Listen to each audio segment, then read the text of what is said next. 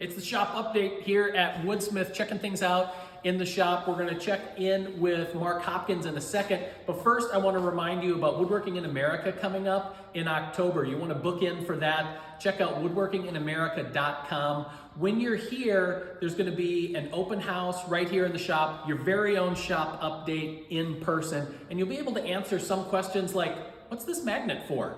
All right, let's check in with Mark. Hi everyone. Progress on the Chris Fitch designed open wardrobe. So got cracking with this earlier in the week, getting close to completing it. It's got the drawers to do.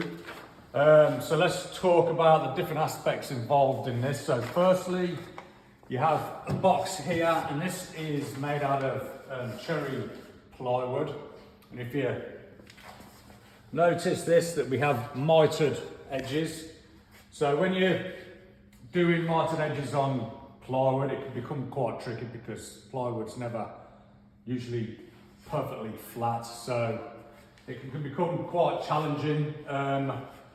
This is held together with some splines, and the way I glue these up is I tape everything together first and then add the glue in the middle where the miters are, and then basically just fold it up on one another. And that usually keeps everything aligned and the miter's tight. And then we've got the splines for added support.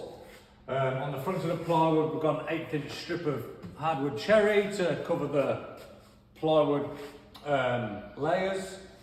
Okay, that's pretty much that. Onto the rest of the structure. So the legs, let's start with the legs. So these ends are in two separate pieces. You can probably tell there.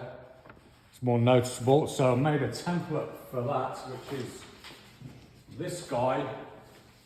So I made 4 of these.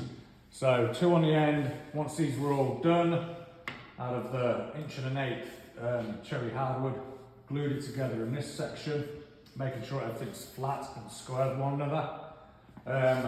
And then this is just screwed through the box into these legs.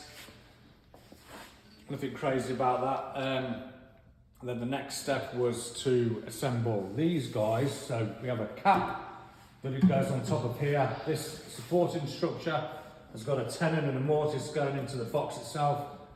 Mortise and tenon on top of here. This is just screwed onto the top of these uprights.